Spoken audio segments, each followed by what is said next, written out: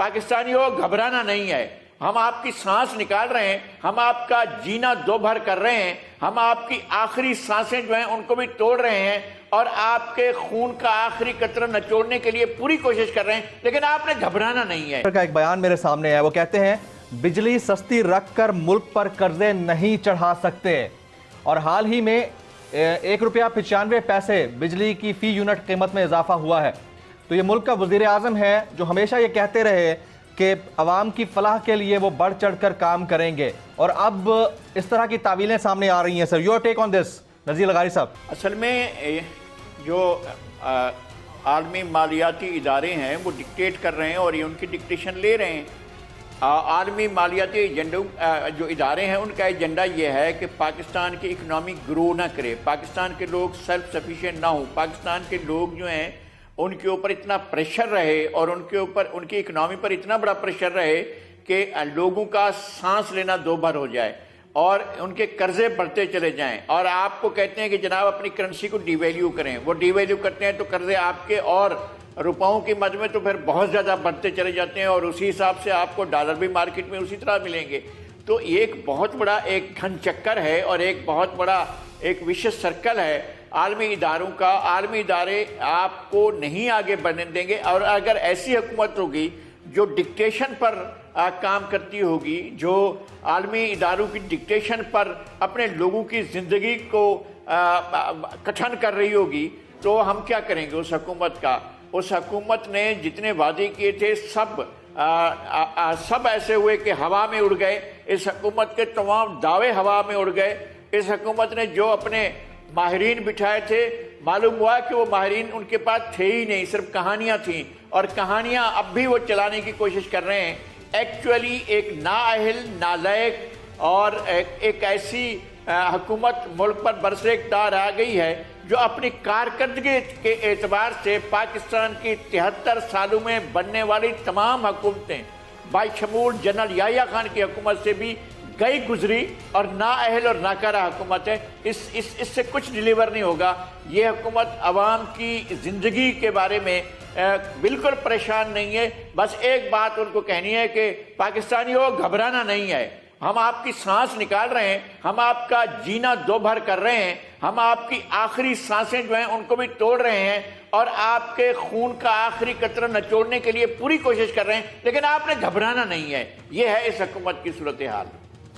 Right, यही बात मैं ब्रिगेडियर हारिस नवाज साहब की तरफ लेके चलता हूँ। ब्रिगेडियर साहब, घबराना नहीं है का मंत्रा ये तो हम सुनते आ रहे हैं, एक अरसे से सुनते आ रहे हैं और पब्लिक जो यकीनन घबराई हुई भी है, परेशान भी है और ख़ासतौर पर 2021 के अंदर अगर मेडिसिन्स लेने के लिए किसी को तकलीफ़ का सामना करना पड़ता और वो रिक्वेस्ट करे कि खुदारा इसकी कीमतें तो थोड़ी सी कम कर दो, तो वो किससे सवाल करे?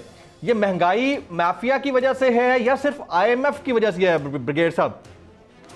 बट एज फार एज ये जो है प्राइस इलेक्ट्रिसिटी वगैरह की है, अब देखें प्रॉब्लम ये है कि अगर आप अभी भी सब्सिडी देते जाएंगे तो फिर वही बात है कि आपके लोन बढ़ता जाता है। एक किसी तरीके से भी हुकूमत जो पिछले ये 10 साल से जो नुकसान हुआ उसकी वजह से जो भी प्रॉब्लम इनको आई, जो दे कुड नेवर फोरसी कि इतने हालात मैशत के ख़राब होंगे जब इन्होंने टेक ओवर किया। अब इशू ये है कि अगर आप ये प्राइस नहीं बढ़ाते हैं, आप अपने पास सब्सिडी देंगे तो फिर आपका कर्जा बढ़ता जाएगा। तो कहीं ना कहीं अवाम को जो 2 साल से तकलीफ उठा रहे हैं, मैं हमेशा ये कहता हूँ कि अब इस हुकूमत के पास एक तो जून 2021 इज ए लिटमस टेस्ट के उसके अंदर ये अवाम को क्या रिलीफ दे सकते हैं बजट के अंदर, और till the time 31 December whatever they can do they have to satisfy to the people of Pakistan. चाहे वो बिजली की प्राइस हो, चाहे वो डोमेस्टिक ये जो कमोडिटीज़ के प्राइस है, आटा, चीनी, दाल, जो बहुत चीज़ें की कीमत बढ़ गई वो है, और उसके साथ साथ कारकर्दगी दिखाने के लिए जो लोगों की जो एक एक्सपेक्टेशन थी उनको पूरा करने के लिए ये बहुत ही ज़रूरी 2021 है। अगर इसके अंदर ये पूरा नहीं करते तो PTI के लिए बहुत मुश्किलात होंगी और ऑपोजिशन के हाथ बहुत ज़्यादा स्ट्रांग हो जाएंगे। ब्रिगेड साहब, ये मुश्किलात तो PTI के लिए खड़ी हो ही चुकी हैं। अभी जैसे आपने 2 चीज़ों का तज़किरा किया, एक तो कर्जे हैं, कर्जे ख़त्म करने के लिए आपको प्राइसेस बढ़ानी है क्योंकि IMF के साथ आप खड़े हुए हैं तो ये एक मजबूरी है। दूसरी तरफ आपने तज़किरा किया कि अब डिप्टी कमिश्नर, कमिश्नर और इस तरह के जो ब्यूरोक्रेट्स हैं उनका काम है प्राइस कंट्रोलिंग का, तो ये दो मुतज़ाद चीज़ें हो जाती हैं।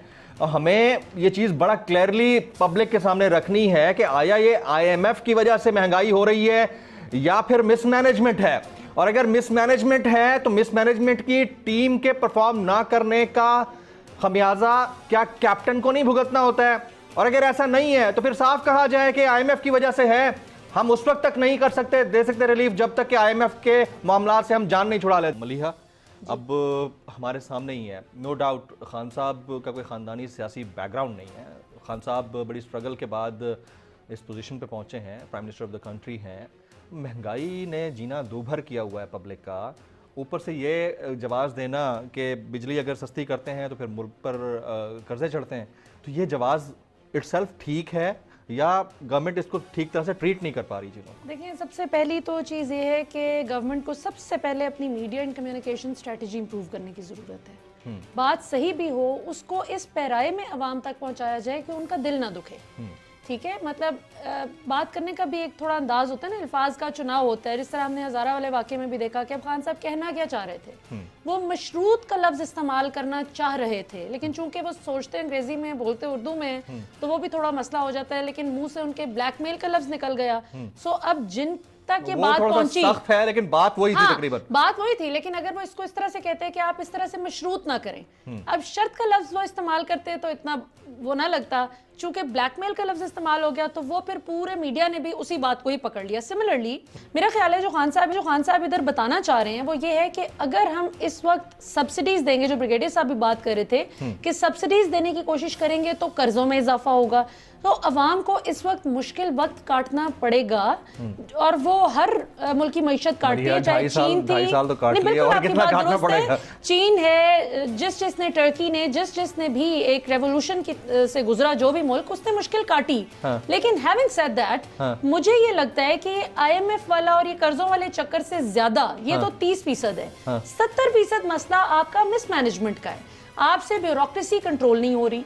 और जब मैं उसका डिस्क्रेडिट किसका है? क्रेडिट अगर कैप्टन का है तो डिस्क्रेडिट किसका है? 100% पाकिस्तान तहरीक इंसाफ की हुकूमत का डिस्क्रेडिट है कि आपको अभी तक ब्यूरोक्रेसी को कंट्रोल नहीं करना है। और जब मैं लफ्ज कंट्रोल इस्तेमाल करती हूँ तो बड़ा केयरफुली इस्तेमाल करती हूँ।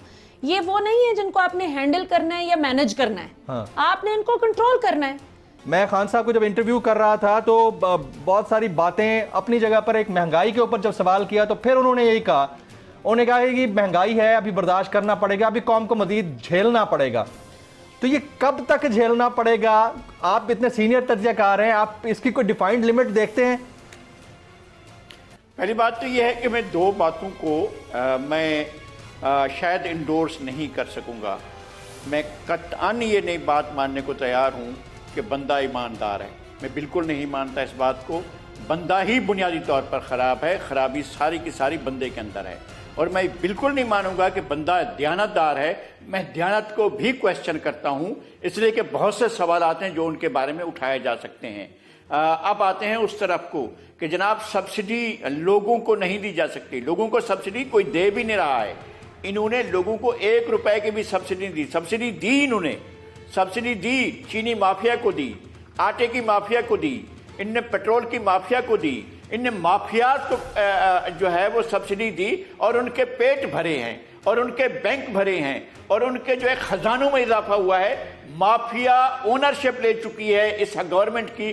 गवर्नमेंट माफिया के साथ, माफिया जो है उनके साथ मिली हुई नहीं है, माफिया चला रही है और उस माफिया के कैप्टन जो है वो वजीर आजम है। इसमें किसी किस्म की कोई शक व शुबा की बात नहीं है। जो कुछ माफिया की लूट मार हो रही है वो सरदारी में हो रही है, वो सरबराही में हो रही है जनाब वजीर आजम इमरान खान साहब की, और उनकी इंफॉर्मेशन के मुताबिक हो रही है, उनकी इतला के मुताबिक हो रही है और उनकी मर्जी के मुताबिक हो रही है, उनकी मर्जी के बरक्स नहीं हो रही है। ये लूट मार जो है उसके अंदर वजीर आजम की मंशा, मर्जी और उनका इस सारी सूरत हाल को कबूल करना शामिल है। वरना अगर ये इमरान खान होते जो क्रिकेट के कप्तान हुआ करते थे, वो लात मारकर वज़ारत उसमें कुछ चले जाते कि लोगों की गर्दन काटी जा रही है और मैं इसलिए बैठा रहूं कि जनाब मुझे जो है लोगों का भरम रखना है और लोगों के बारे में सोचना है कि उनकी दयानत के बारे में, और उनकी सारी चीज़ें कोई उन पर नहीं डालता है ना। हम भी एक बात कर ले जी, मरियम तो कहती है बंदा तो ईमानदार है। नहीं, बंदा वो कह रही थी कि वो नहीं कह रही थी कि बंदा ईमानदार है, वो यही कह रही थी कि बंदा ईमानदार नहीं है, बंदा दयानतदार नहीं है। वो बार बार यही कह रही थी और यही असली हकीकत है। ये कैसी बात हुई कि चीनी माफिया जो है, आप पूरी एक इंक्वायरी करवाएं और इंक्वायरी कराने के बाद आप उसकी एक रिपोर्ट बनवाएं, रिपोर्ट पब्लिक कर दें, लोगों को दे दें, बता दें और आप मुलजमान को या मुजरिमान को सबको सामने ले आएं, उनके नाम आप ले आएं और फिर कार्रवाई आपकी तरफ से ना हो। अच्छा जी, हम एक और इंक्वायरी की तरफ जाते हैं। अब पुनः की एक और इंक्वायरी था। सारी कहानियां हैं और इस वक्त टोटल कंट्रोल माफिया का इस मुल्क के ऊपर और वही गवर्न कर रही है।